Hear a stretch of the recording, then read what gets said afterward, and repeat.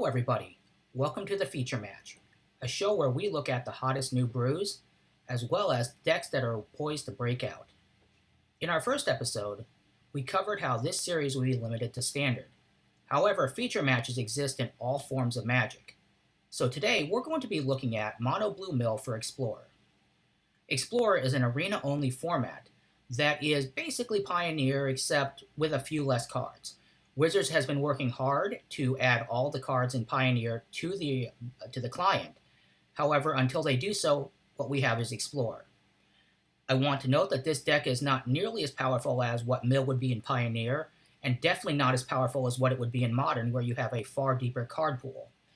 However, this is just a perfect build for Explorer. If you wanted to build it in paper, it's about $80, but when you have far more powerful options for Mill, I would definitely look at more Pioneer or Modern builds. So let's get into the deck tech. So you can see here that we have a pretty decent curve, moving on from the 1-drops down to the 4-drops. We even have a 7-drop, although you're not really going to want to be casting that for 7. Let's break this down by CMC. So first thing to note about this deck is we really don't run a lot of creatures. All of our creatures usually act as spells or are really good blockers, or both. So let's talk about our creatures first. First we have Merfolk Secret Keeper. This is an excellent 1-drop. It has Adventure mechanic, which allows you to cast its Adventure side as an instant. So its Adventure side casts for 1 blue and mills your opponent for 4 cards. This is excellent to kick off the game with if you don't have a Ruin Crab. It mills for 4. After you cast the Adventure side, it goes into exile, and you can cast it then for its creature cost to bring it out onto the battlefield. Its creature cost is also 1, which means that it's really a cheap and efficient. It's a 1 instant, 1 mana creature that comes out. It has a 0/4 body, so no attack power, but it blocks incredibly well. For toughness, really gets it through some of the most popular burn spells. So it is really nice to have. One thing to note is that if the instant side is cancelled, so if it's counterspelled or it's negated, then it goes into exile and you can never get it back. So make sure that you're playing it when you know that the coast is clear. But milling 4 is great to start with. Ruin Crab is one of the engines for this deck.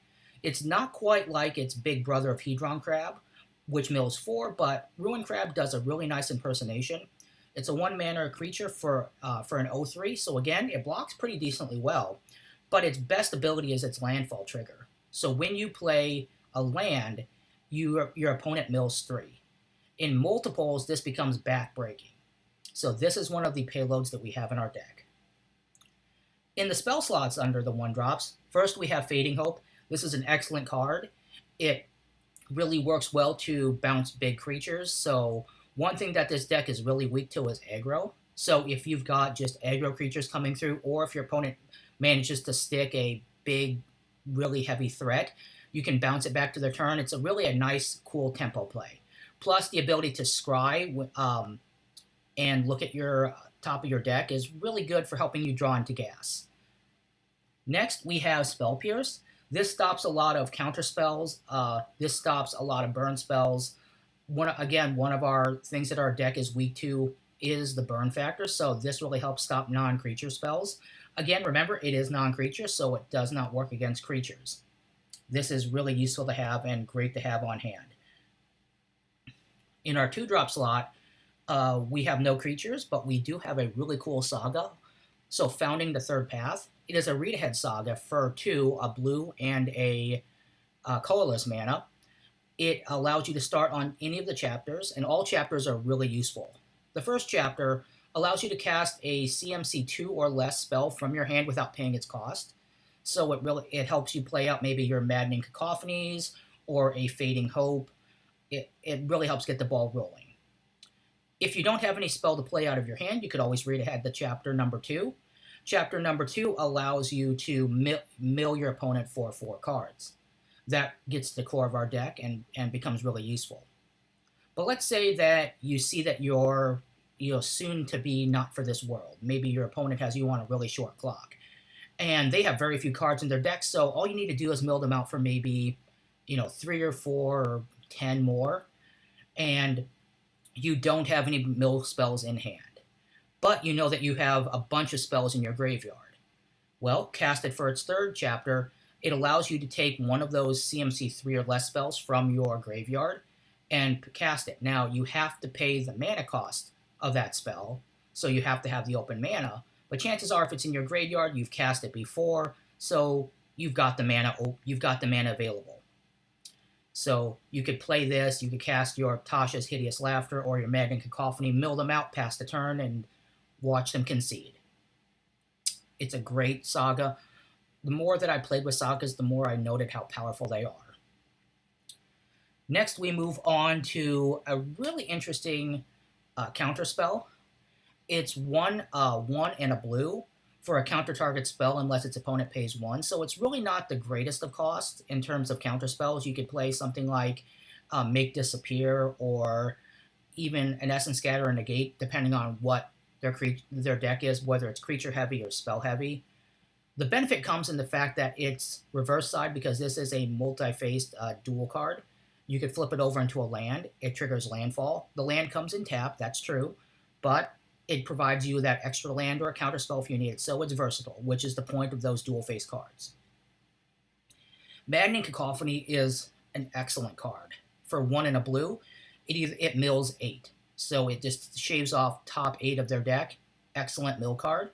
But it's got kicker. So if you pay 3 and a blue more, so you're paying 4 and 2 blue, you mill half of their deck. Now, it's important to note that this card gets worse the later in game that you play it. So if you're playing it late into the game and you're milling half their library, and that half the library is more than 10 cards, you're probably not doing the best job at the mill game. So chances are, early in the game, you play it for 2, so it mills 8, which is pretty good. If you've been stuck and not able to mill a lot, this can help you get back into the game, but then again, you really want to be doing a lot more mill earlier in the game. So really make sure that you're looking at how big your opponent's deck is so you know, is it more beneficial just to cast it for 8 or casting it for half of their deck? This is something that you need to be aware of and need to be following ahead on. In the 3 mana slot, we have 2 excellent cards. First is, let's talk about Tasha's Hideous Laughter. So 2 blue and 1, it mills cards equal to CMC 20 off the top of their library. So especially in Explorer, where a lot of decks are really low to the ground, running 1, 2, and sometimes 3-drop creatures and spells, you can mill 15, 20 cards with this. If you're playing against an aggro deck, like Boros aggro, or Knights, or Soldiers, or Tokens, or Burn, or you can easily mill 20 to 25, maybe even 30 cards off the top of their deck. Because remember, lands count as CMC 0. So Tasha's Hideous Laughter really just kind of punches them in the stomach and really takes that top of their deck off. Excellent card.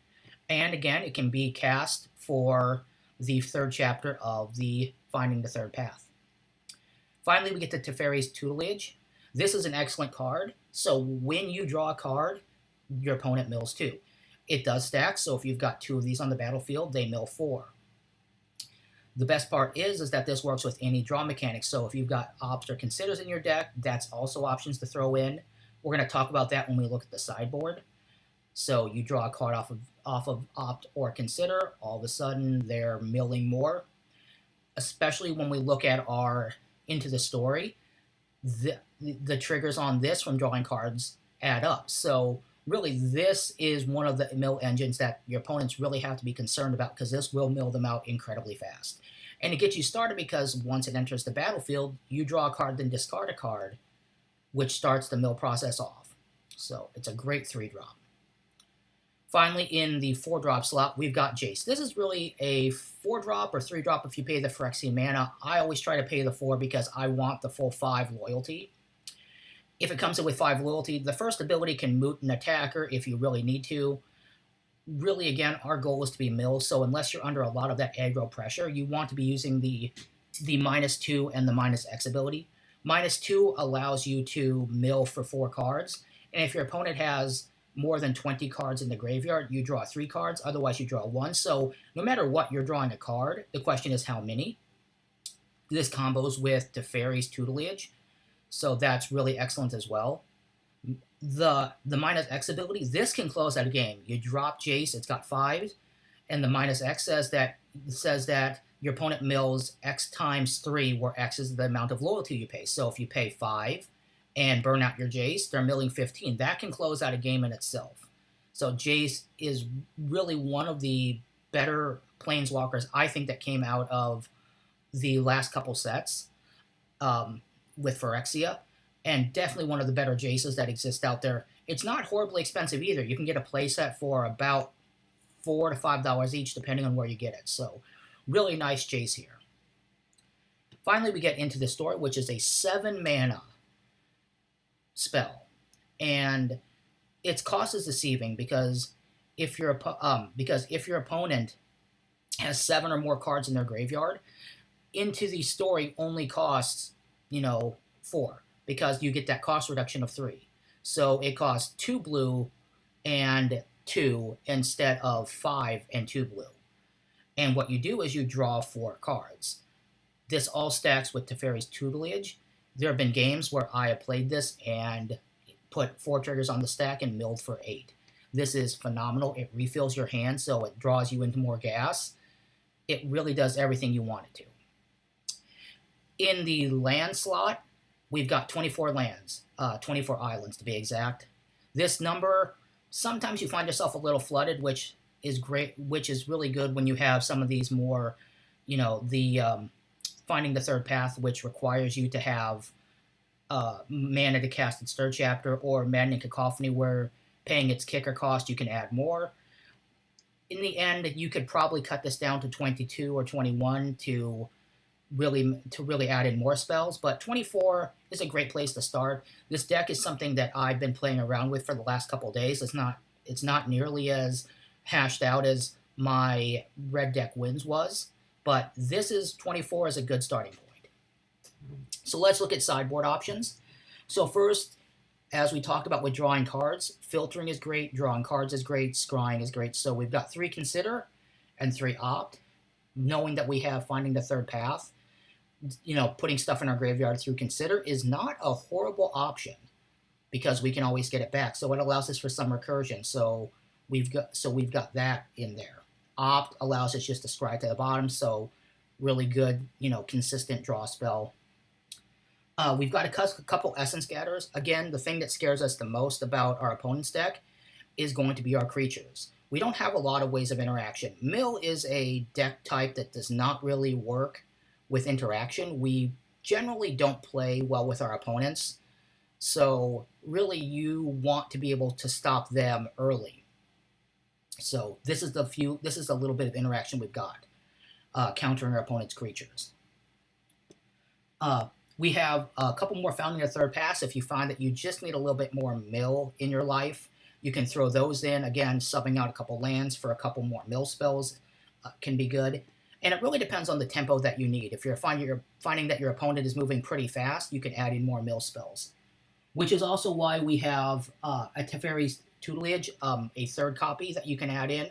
Again, these stacks, so if you find yourself needing just to stick a threat and really stack up the mill because you're being kind of fought to a standstill, that can be very useful. Finally, in the counterspell slot, we've got Make Disappear, which is a really good counterspell. Now, we don't have any creatures with 1 toughness or more, or 1 power or more, sorry. So we don't have any creatures with 1 power or more, so really you're not going to be able to cast it for its additional cost.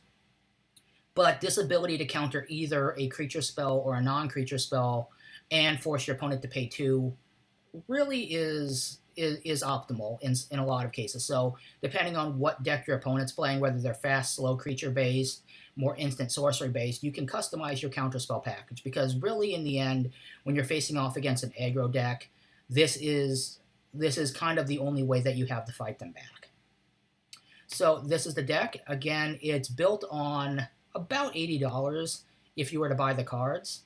At the end, we're going to discuss how the rounds went and some of the options we have to make this deck a little bit more budget friendly.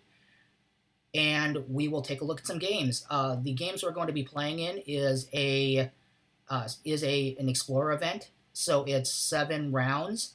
You play to either 3 losses or 7 wins. So we're going to see how we do with that. So stay tuned and let's see some gameplay. Okay, so here we are going into round 1.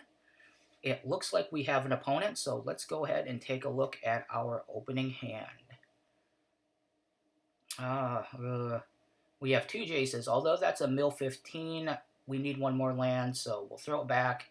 Looks like not bad. I like Into the Story as a later gameplay, so we'll go ahead and throw that back and get ready for round 1. Of course, our opponent goes first because it's arena, and looks like they've got islands. So, looks like we are in the mirror match. This is going to be fun. So the question is, when you're playing the mill game mirror match, the question is who draws their gas first. So, I mean, we've got an engine with ruin crabs, so we'll see how that plays out. Turn 2. Not a whole lot from them yet, but they're probably getting set up, so we're going to go ahead and activate the landfall. Yep, and just looking to run out whatever we can. It's a feel bad, now, since we don't have anything in the yard to go ahead and play with the 3rd chapter, but we'll go ahead and play it just for the mill. Like, we got to send a message. Mill is about sending the message. I don't understand why it asked you if you want to attack with an OX, just because I think it's bad manners too. It's kind of like it's taunting, I think, but it's arena. I guess you could have a combat trick. But let's go ahead. Okay, yep, they're just keeping the mill train running. I mean, we're trading blow for blow, so the positive thing is that they played out they played out a lot of cards in their hand. We still have stuff to get. You see, with me, I'm kind of going through and trying to figure out what to get. I just realized that they've been milling me, so I probably have some stuff in the yard, but, I'm a little perplexed at this. This is one of the first times I've run the deck, so I'm trying to get my bearings around what I can and can't cast, especially knowing they don't have any creatures out. The Fading Hope's become a lot worse. As much as I would love to cast a Jace, I can't, so I'm kind of also taking inventory of what cards they've already milled out, so I'm trying to take a look at what gas I don't have. But, yep, this is where I make the mistake. I thought I could cast it for its land side. You can't. You have to cast it for the spell side, so, yeah, I'm realizing I don't have a whole lot in the deck outside of land, so we'll just pass the turn. We milled 3 with Ruin Crab, but would really like to see some more action.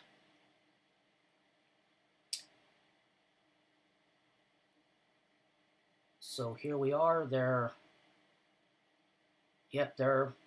continuing the mill. I think by this point, we're probably about even with in terms of what we've got from mill. They're possibly just getting a little bit ahead. But we've got to find something to turn it around really fast. Yeah, this is one of the key things. You're going to see me possibly do a misplay, but maybe not really. A little bit later is I Fading Hope one of the merfolk, which just resets their mill trigger. It's not something you want to do. I believe I do that a little later. So here we've got, I believe that's Tasha's Hideous Laughter.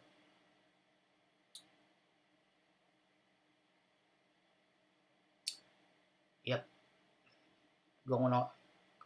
That was a huge hit. Yeah, here's the misplay. Now, on the plus side, it does allow me to draw an extra card. Like, it allows me to scry. But on the other hand, it's also feel bad to know that you just reset them with a mill card. And afterwards, I look back on this and just thought that, yeah, I had made a mistake. I admit it. So just going. Yep, they're pulling some decent mill now. Yep, and there's my mistake coming back to bite me.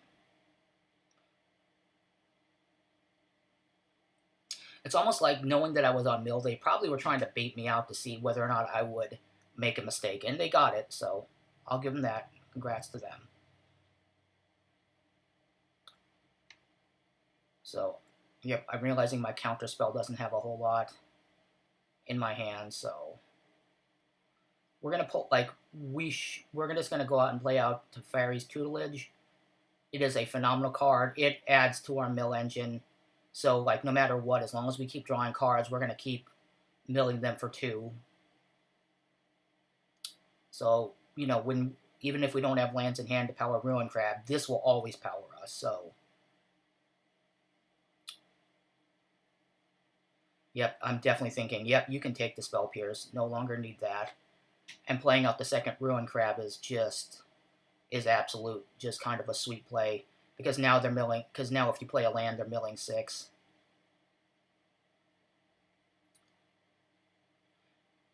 Correction, would have been a sweet play. Would have been a sweet play.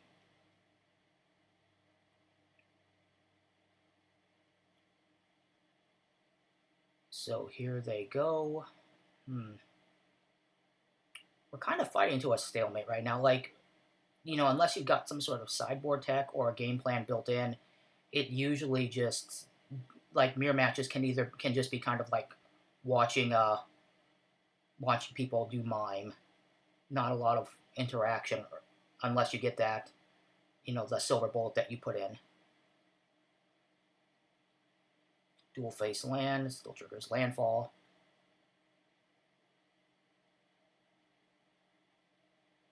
And this, neither side has been drawing into any sort of big gas, but we got the concession. They must have realized that with Teferi out that unless they were drawing into gas, it would be short-lived. Here we go into game 2 right away. Turn 1 play of Ruin Crab right off the bat. Looking good.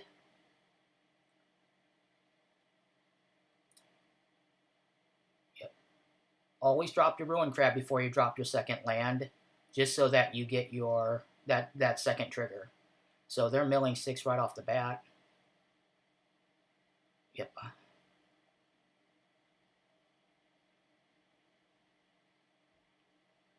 Kind of looking to see what they've got for plays. No plays yet. That is interesting. Well, yep. We're seeing no pressure on the board so far. We're just going to go ahead and keep playing the MDFCs straight out.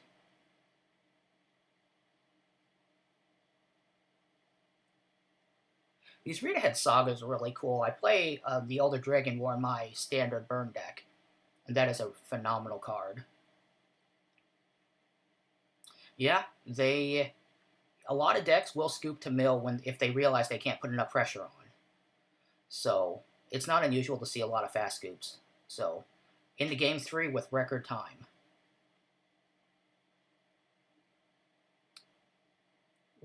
So this hand does not look too bad. It's got, in this case, knowing that we have Ruin Crabs, lands actually turn into gas. So this is not a bad thing to have. And this is the match that I feared. It is red deck. They're playing a lot of the cards I play in my standard deck. So I'm very familiar with how dangerous this can get. This is where it's going to come down to a race. Because they're going to be putting a lot of pressure on us. They're like, yeah, they've got Monastery Swift Spear, which is probably one of the best red 1-drops that exists in the Magic world. So they're just going to be piling on a lot of pain. And yeah, our crabs and our merfolk block really well with having that 3 and 4 toughness, but eventually they're just going to get around them. They're going to burn them out or go over the top with prowess. So right now we are most certainly in a race. And it's a race that when you're playing mill, it comes down to what they draw, and it comes down to what they have in their hand, because you're going to be pulling away a lot of their gas, but their deck is entirely gas.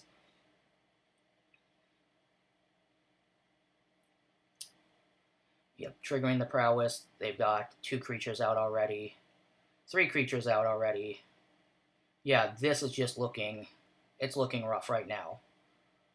Like, we're gonna, like, no matter how much we block, they're going to always be able to send stuff in, and especially in a go wide strategy like that red tends to want to do. Like, this is not big red, this is standard red deck wins.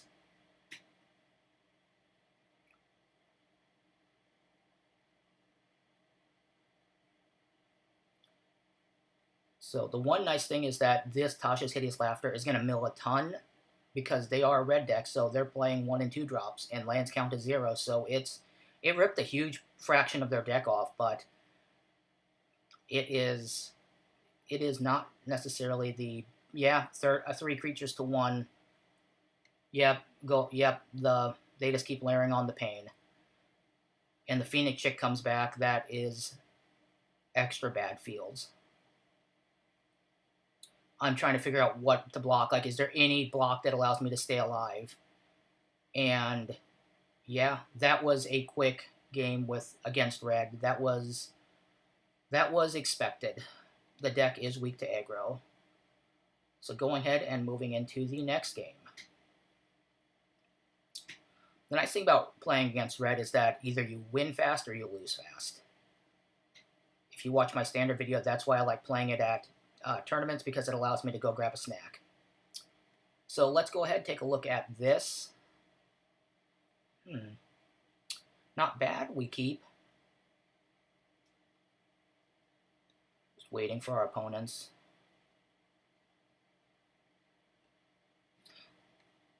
You know, as a person who plays blue often, playing that first blue card, that first islands, you know, your opponent, it's always got to be a little scary when they play that.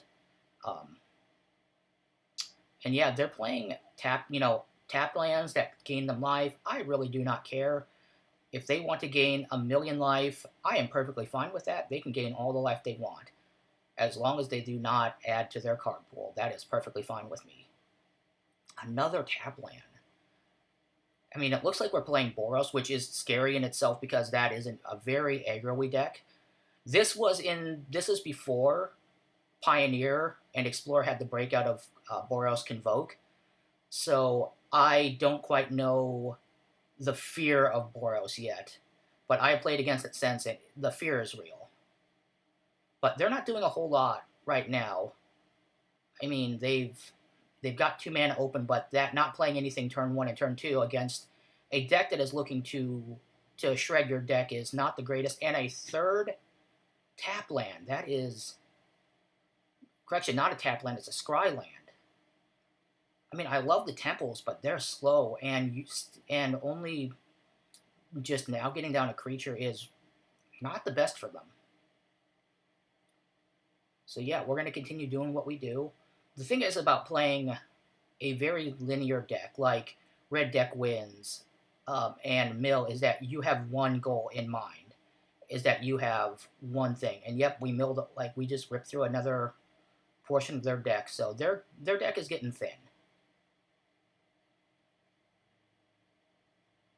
Yeah, this deck has one goal and one goal only. Again, this is the deck that does not play well with others. We don't want friends. Our only friends are the cards in your graveyard.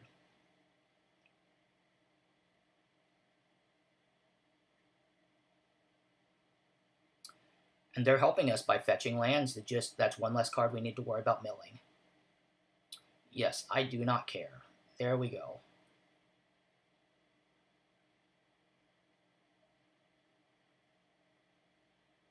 So this is a great draw 4. We drew into a little bit of a lot of lands, but those 4 triggers to mill 2, milling 8 that's a good feeling. Like, Into the Story and Teferi's Tutelage is probably one of the best combos that you can work up when playing mill. And now we're going to scry We don't really need another one of those. Honestly, most of the time when I Fading Hope a spell, it's either because I feel threatened or because I just want to look at the top of my deck.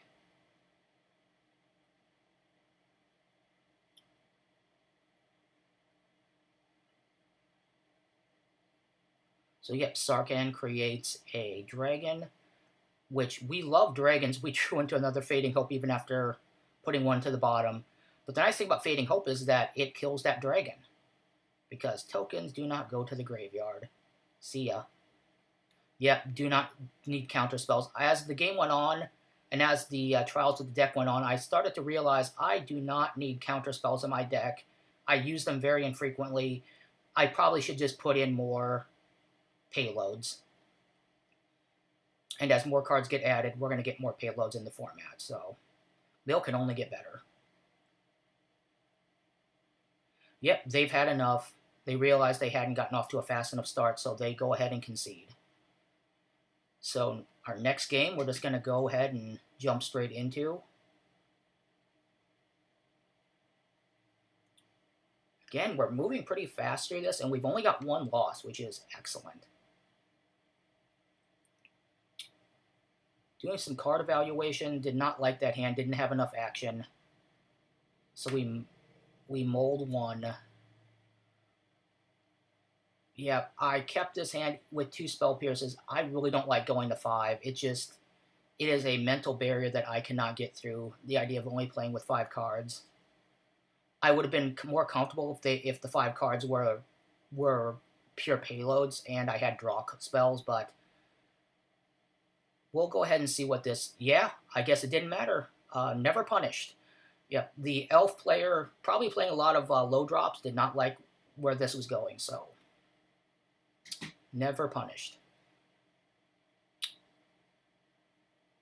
Some of the new avatars they've added are just amazing. That art is beautiful. So going into this, I see Jace, I see some draw, I see Ruin Crabs, I've got the lands necessary.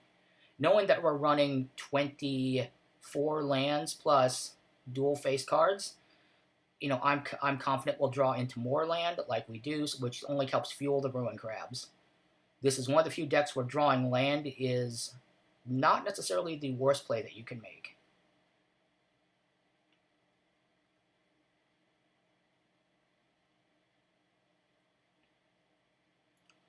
Yep, almost made the mistake they were playing lands before the spell.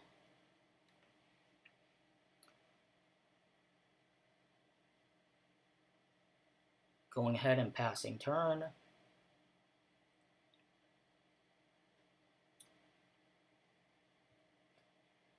Letting our opponent get in. I believe this is the deck where we're playing against. Yep, we're playing against the mono white Flyers in this round, I believe. Yes, this is the mono white Flyers round, and this round, you know, mono white Flyers. This tends to be a very aggro deck, so this is a scary thing to see. This is going to be like the red deck. And the scary thing about Flyers is that they like to pump each other and put counters on things that can fly. I do not deal with Flyers well in the mill deck. So this is one chance where we just need to gain some sort of tactical advantage. This is where Fading Hope is going to become very useful, like drawing into some of those, keeping the board clear, because they're just getting in over the Ruin Crab. So Teferi's tutelage playing a big part and just kind of chipping away at their life totals. I mean, deck totals, sorry. Yep, into the story, I realized I need more gas, and I drew into a lot of it. Like, you know, besides putting the 4 mill 2 triggers onto the stack.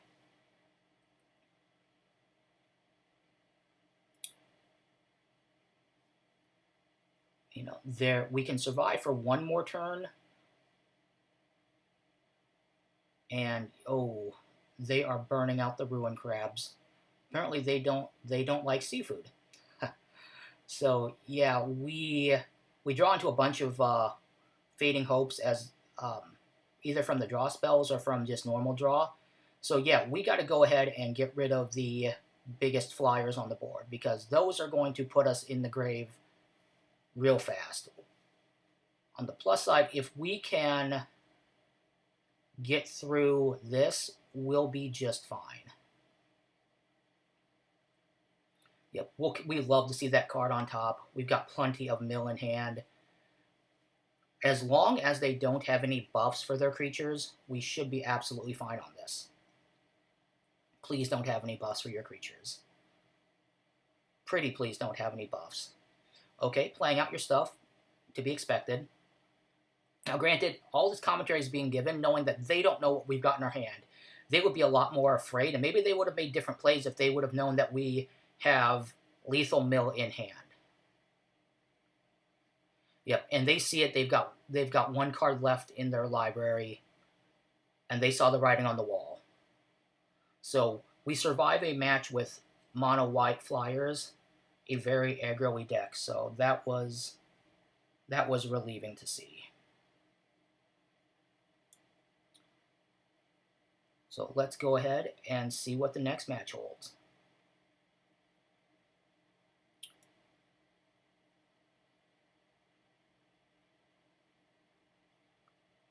So, yep, hand looks pretty good.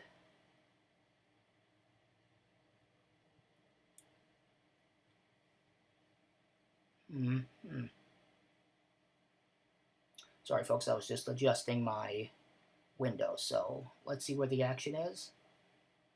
Yep, taking a look, it looks like we're playing against, at least is it, if not maybe Grixis. Grixis is getting popular in this format, especially basically just pulling cards out of standard. So we'll see what we've got.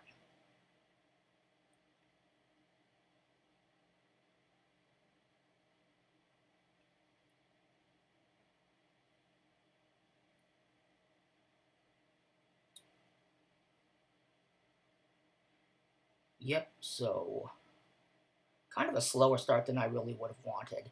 You know, usually with this deck, you want to be, you know, having somebody on the field, whether that be the Merfolk you're playing out or whether it be a Ruin Crab, just so that you have something to kind of hedge against for aggro.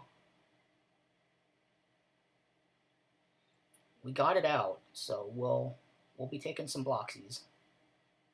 The nice thing is, again, is that playing Mill, it really shows you that your life total is just a resource. And that as long as you have one life, you are still, in fact, alive.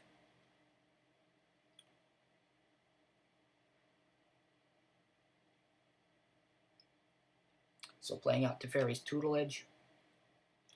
Let's see what we can get into. We've got plenty to throw back, knowing that we've got Spell Pierces that really don't play a whole lot in our deck. We've also got lands that we probably don't need since we don't have a Ruin Crab.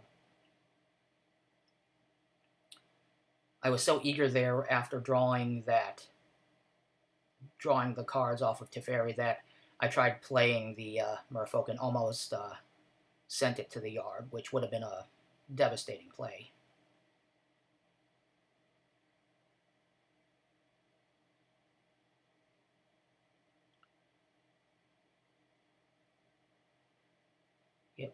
Not feeling a lot of pressure yet. You know, I'm just waiting for some of the big payloads to hit the ground. Feeling a little bit more pressure now once they get a couple creatures out. Now I'm going to have to consider blocking.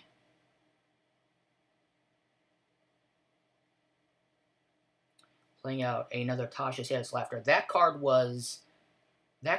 for mill players. It was a well relieved, well expected card, and honestly, Wizards, thank you for that. It probably was a mistake in the long run for you to print that because of what that did for Mill, but I'm not complaining, at least not now. We'll see what it's like when I play against it.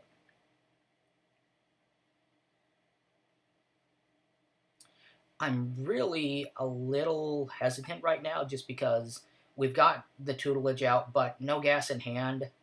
I'm a little squeamish about this game right now.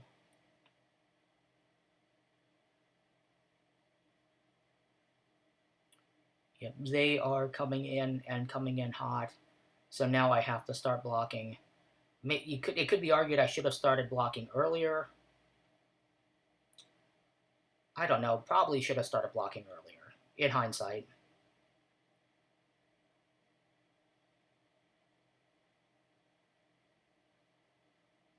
Oh yeah, we're definitely in a bit of a pickle now. Yep, definitely in that pickle.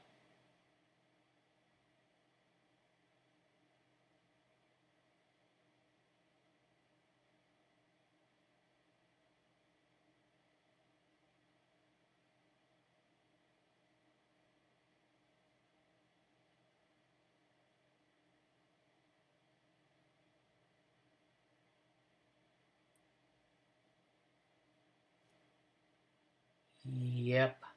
I mean, at this point, I could have probably conceded and gone on to the next game. Probably could have done that a lot earlier. But I have this habit, and this is probably more old school, back when paper magic was a thing. I always would play out my games to the very end. I find with Arena, a lot of my opponents have scooped long before they probably should have. Like, maybe they were being perspective, or maybe it's the quest to climb the ladder. You're almost punished because you don't get in as many games if you take the time to just spend there to watch maybe your opponent's combo play out or their end game. So I've noticed opponents will scoop. For me, I always like staying in just to kind of see things play out. I like learning how decks work, even though like at this moment in time, I'm realizing like I am, yeah, probably not in the greatest shape right now. I mean, I'm sitting on literally a single card in hand, and not drawing any of my card draw spells is really starting to hurt me right now. In fact, I realize that I'm doomed. Yep, now I've seen what their deck does. I'm ready to go. Good job, opponent. We are now down 2, which is not bad. I mean, we're in an event, so if we go down 3, that's when we start getting knocked out. So yeah, I am, my health bar is flashing red right now. Like if I was in a video game, this is the time where I realize even though I've had a pretty good run with the deck, I've really got to lock it in. I can't let my opponent get any more wins. I have to be playing at the top of my game. As the games have gone on, I have definitely started to kind of refine how I play the deck, and definitely started, not making as sloppy plays as I did during game 1. I'm not being as confused by the mechanics. I shouldn't say confused. It's more I know what they do and I know how the deck wants to work. So there's a lot more predictability in what I need to do.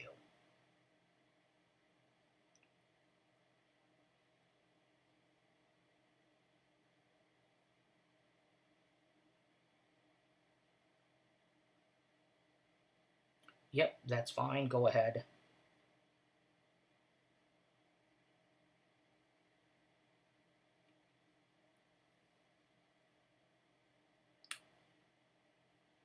So that's the thing about Mill is that again, it not being very interactive. Just there's not in between plays. There's not a lot to necessarily talk about. But go ahead and casting out Jace. In this case, I'm not gonna just like straight up drain him right away because I want some of the additional card draw that his -2 is gonna give me.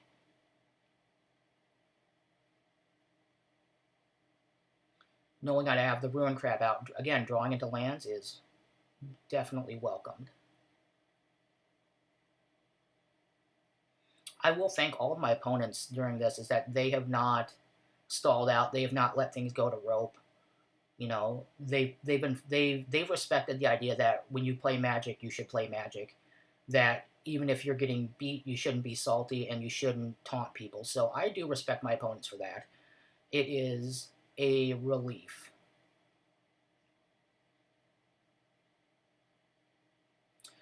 And especially when playing against Mill, it is very easy for people to just be very unhappy with how the game is going.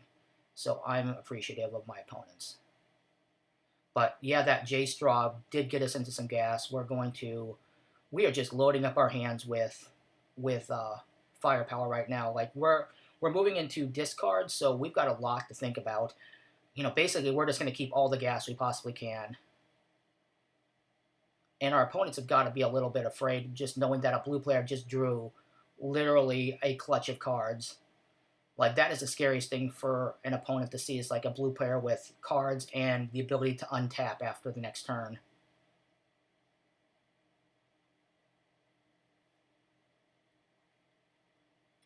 It is definitely something to be concerned about. We're looking through our deck and realizing, okay, what do we need to, what don't we need anymore? Yeah, definitely can kick out some of those spell pierces, but our opponent also aware of the fear that comes with it, and they just decide to go ahead and scoop. So here we are, moving into our last game. Just needing one more. So let's go ahead. Let's go. Looking at this hand, it is an interesting keep, but we're going to go ahead and keep it. Let's see what our opponents can do with this. How will they handle us? I think that's the big question. I mean, I've played some games recently where my opponent, apparently Mill must be getting big, because I've had opponents running like 200 card decks. I don't know if that is just a deck type that they've got, or that's something that's been brewed, but it's definitely strategic anti-mill technology, let me tell you. So they're holding on this trigger, which makes me wonder, what are they thinking? Why are they holding priority? Show me your secrets. Apparently they've got it. We did it! Of course I enjoyed the game. Hello everybody, and welcome back. The deck finished 7-2 in the event, which is phenomenal. This is one of the best performances that I've had while playing Mill, and I played Mill across a couple different formats. This deck had a lot of resiliency and definitely surprised me, especially considering that I threw it together kind of on a whim in the last couple days to have something to do over the Memorial Day weekend. I was pleasantly surprised at how resilient it could be and how fast it could really get down to the Mill plan. Let's talk about what we learned about the deck. First, I believe that this deck has a couple weaknesses to aggro, and we stated that at the very beginning. In our 2 losses to red deck wins and to a Rakdos red deck, we saw that if your opponent can get off to a fast start, and even though you're milling them, if they've got the gas in hand, it doesn't really matter how much you mill. In those games, even having a Fading Hope or a counterspell up usually wasn't good enough to stop it, especially with red deck wins. They were able to kind of combo off, play Monastery Swiftspear. We were milling them out, but yet that put the Phoenixes in the yard, and they were able to bring those back because that's what Phoenixes do. It really showed that there is a lot of issues when it comes to playing aggro. Now, there were some aggro games where we were able to win against the White Flyers deck. Having Fading Hope was able to keep us alive and was able to mill us out just in time. It could be said that maybe we could have gotten a little luckier on some of our draws, maybe if we would have had some Ruin Crabs, especially knowing that we were within 3 cards against red deck and against Rakdos aggro, we were within 1 card, so any mill spell would have saved us in those cases. I really think that, maybe a luckier draw, we could have had a little bit different outcome. But likewise, a little bit different draw could have also lost us a couple games. So I think the deck is kind of optimized to where it is right now. Some changes that I would make in the future is Spell Pierce tended to be a pretty dead card overall. The few times I did cast it, it really didn't counter anything. It just kind of slowed them down. So if you want a counterspell package to throw in, I maybe would pull the Spell Pierce and add in the Make Disappears. They cost 1 extra mana, but they tend to have a little bit more utility. They tend to be a little bit more of a tempo spell.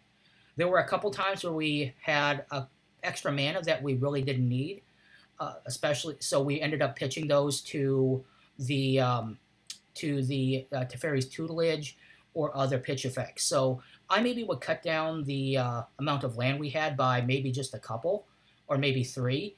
And increasing some of the other mill effects, so maybe more finding the third path, or maybe the extra Teferi's Tutelage. I think that would help.